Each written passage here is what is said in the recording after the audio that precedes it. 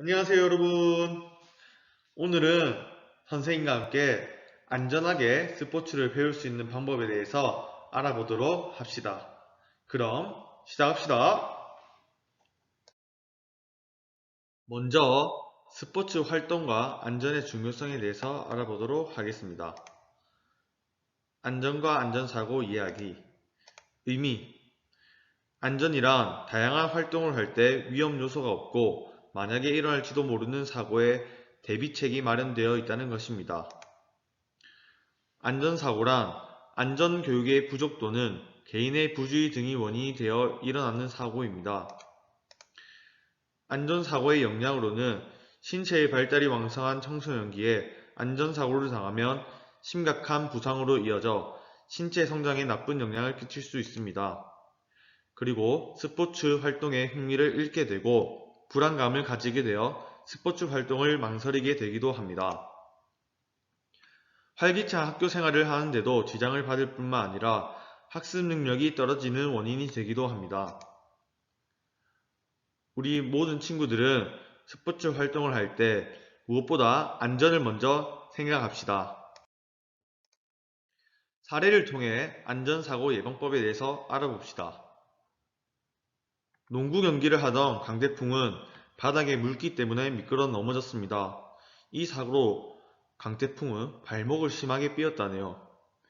스포츠 활동을 할 때에는 활동 장소에 위험 요소가 없는지 미리 잘 살펴보고 운동을 합시다.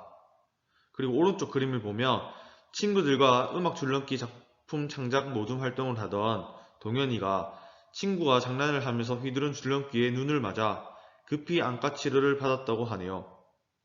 여러분, 스포츠 활동을 할 때에는 장난을 삼가고 안전에 유의할 수 있도록 합시다. 경쟁형 스포츠 안전수칙에 대해서 알아보겠습니다. 여러분들이 평소 체육 시간에 자주 하는 축구, 농구, 야구, 배드민턴 종목이 있습니다. 먼저 축구 할 때는 지나친 몸싸움과 무리한 태클이나 위험한 동작을 삼갑니다. 그리고 상대팀 선수와 충돌하지 않도록 주의합니다. 농구입니다. 공 다툼을 무리하게 하지 않고 상대팀 선수와 충돌, 미끄러짐에 주의하여야 합니다. 그리고 점프, 착지할 때 다치지 않도록 주의해야 합니다. 야구입니다. 배트를 함부로 휘두르지 않고 경기 중에는 공에서 시선을 떼지 않습니다. 슬라이딩 할 때 상대팀 선수와 충돌하지 않도록 주의해야 합니다. 배드민턴입니다. 무리한 동작을 삼가고 미끄러지지 않게 주의해야 합니다. 복식 경기를 할 때는 특히 동료의 라켓에 맞지 않도록 주의해야 합니다. 다음은 표현형 스포츠 안전수칙입니다. 대표적인 표현형 스포츠로는 음악 줄넘기가 있는데 안전한 장소에서 실시하여야 합니다. 그리고 줄넘기 줄로 장난을 하지 않고 무리한 동작을 삼가해야 합니다. 자신의 수준에 적합한 운동량으로 실시해야 합니다. 운동 손상 이야기. 운동 손상의 의미란 스포츠 활동을 할 때 생길 수 있는 모든 종류의 손상을 의미합니다. 종류로는 급성 손상과 만성 손상으로 나눌 수 있는데요. 급성 손상이란 스포츠 활동 중에 외부로부터 충격을 받거나 활동을 무리하게 하여 갑작스럽게 생기는 손상을 의미합니다. 만성 손상이란 오랫동안 지속해서 활동을 무리하게 하여 생기는 손상을 의미합니다. 이러한 운동 손상의 발생 원인으로는 먼저 개인 관련 원인으로 스포츠 활동을 할 때의 피로와 체력 부족 등의 신체 원인, 지나친 긴장감이나 불안감 등의 정신적 원인, 부주의한 행동이나 위험한 활동 등의 행동 원인으로 볼 수 있습니다. 다음으로 환경 관련 원인으로는 오염된 대기나 수질, 토양 등과 스포츠 활동에 부적합한 장소나 주변 환경을 예로 들 수 있습니다.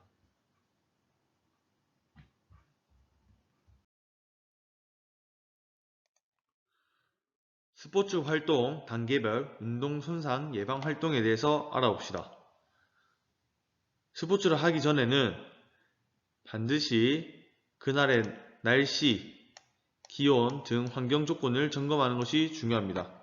그리고 장비와 시설을 점검하고 그날 자신의 컨디션에 따라 능력과 건강 상태가 어떤지 점검하고 준비 운동을 충분히 한 뒤 운동하는 것이 중요합니다. 그리고 활동을 할 때는 헬멧, 팔꿈치 보호대, 손목 보호대, 무릎 보호대 등이 필요한 스포츠 종목이 있죠. 그러한 종목들은 반드시 안전장비를 착용하고 하는 것이 중요합니다.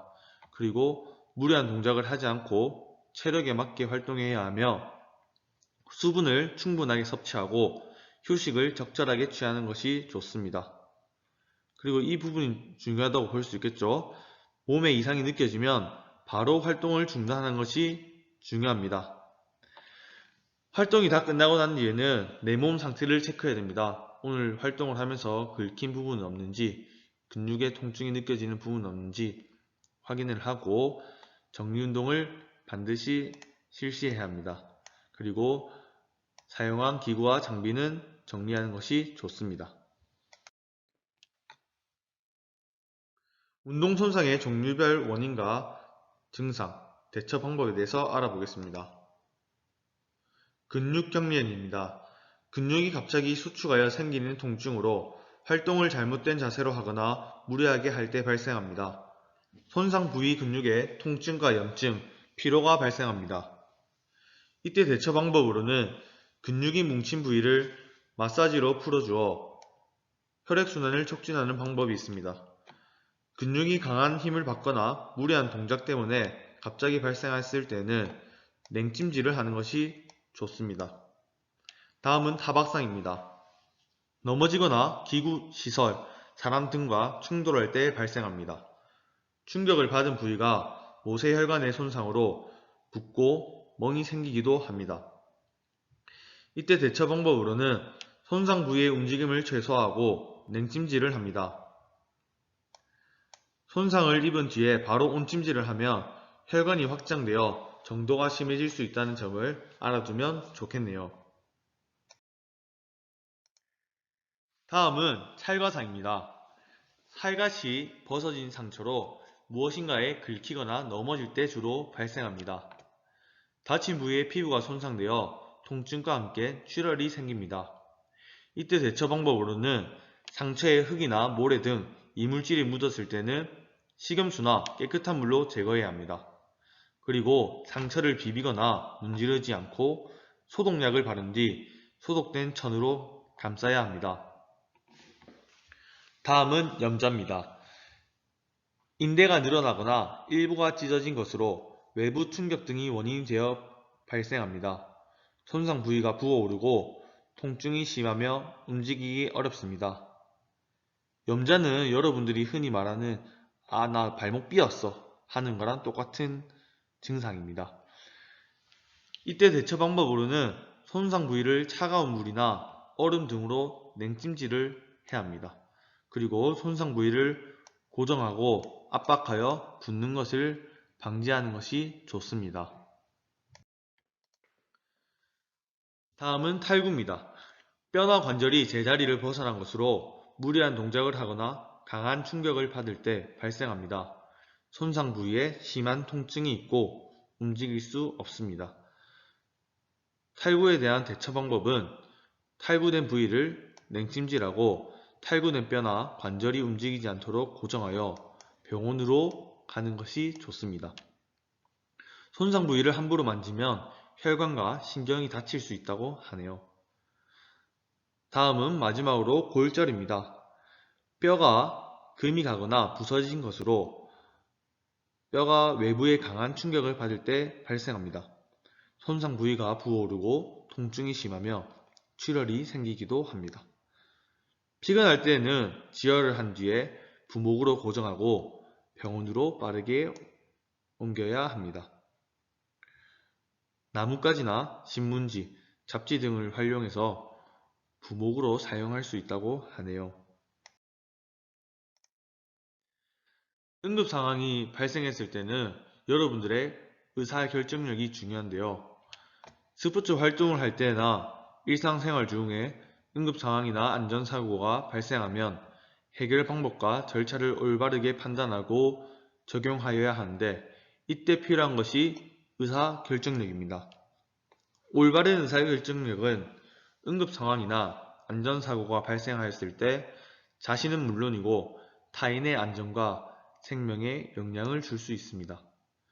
의사결정력은 바람직한 가치관과 충분한 지식을 바탕으로 하여 결과를 정확하게 예측하고 행동으로 실천하는 활동으로서 향상할 수 있습니다.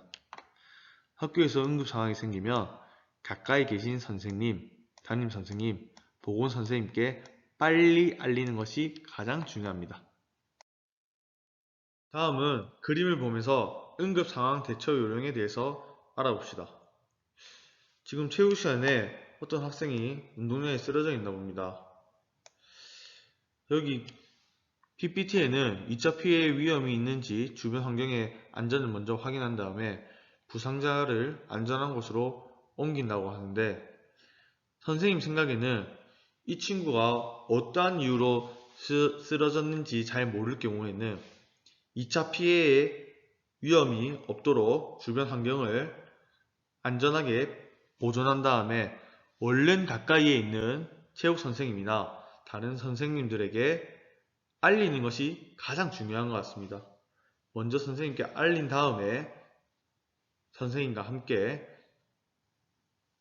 절차에 맞게끔 보건실로 옮긴다든지 아니면 빠르게 119에 신고를 해가지고 응급실로 가야 될 경우에는 응급실로 보내는 것이 가장 좋은 방법인 것 같습니다. 계속해서 응급상황에 따른 대처 요령에 대해서 보겠습니다. 환자의 의식이 있는 경우에는 그 증상에 따라 타박상, 염좌, 출혈, 골절 앞에서 배운 내용대로 증상들이 있는데요. 이 증상에 맞게끔 대처 방법으로는 타박상 염좌는 라이스법을 실시하고 출혈이 일어났을 때는 지혈을 하고 골절이 일어났을 때는 부목을 한 뒤 119 응급구조 요청을 하고 환자를 이송할 때까지 곁을 지킨다고 하네요. 의식이 없을 경우에는 먼저 바로 119에 연락을 합니다. 그리고 자동 심장 충격기를 요청합니다. 다음으로 119 구조대원의 안내 멘트에 맞춰서 심폐소생술을 실시하며 방법을 모를 때는 인공호흡은 하지 말고 가슴 압박 소생술만 실시하면 됩니다. 선생님 생각에는 이 교과서에 나와 있는 내용도 중요하지만 항상 여러분들 곁에는 선생님들이 있죠. 선생님들이 있을 때는 먼저 선생님에게 빠르게 연락하는 것이 좋고 선생님이 없는 학교 밖에서 이러한 일이 일어났을 때는 빠르게 119에 먼저 연락하고 주변의 환경을 안전하게 보존해서 환자가 2차 피해를 받지 않도록 그 상황을 올바르게 대처해 주는 것이 좋겠다는 생각이 듭니다. 여러분, 오늘 스포츠 안전에 대해서 배워보았는데요. 간단하게 한번 정리해보는 시간을 갖도록 하겠습니다. 오늘 스포츠를 하기 전에 우리가 챙겨야 될 요소들 그리고 활동을 하면서 여러분들 중간중간 물을 먹는다든지 휴식 시간을 꼭 가져야 되고 그리고 활동을 마치고 나서 내가 다친 곳이 있는지 없는지 한번 살펴보고 그리고 본인이 사용했던 기구들은 정리하고 이러한 내용도 배웠고요. 그리고 스포츠 활동을 하면서 다칠 수 있는 증상들 염좌라든지 골절이라든지 그 요소들을 많이 배워보았는데요. 여러분 좀 도움이 되셨나요? 그 상황별에 맞는 올바른 판단 여러분들이 많이 공부하고 알려고 노력하면 할수록 다른 친구를 도울 수 있고 그리고 본인도 지킬 수 있다고 생각이 드네요. 오늘도 열심히 수업 듣느라 수고했습니다. 수고했어요.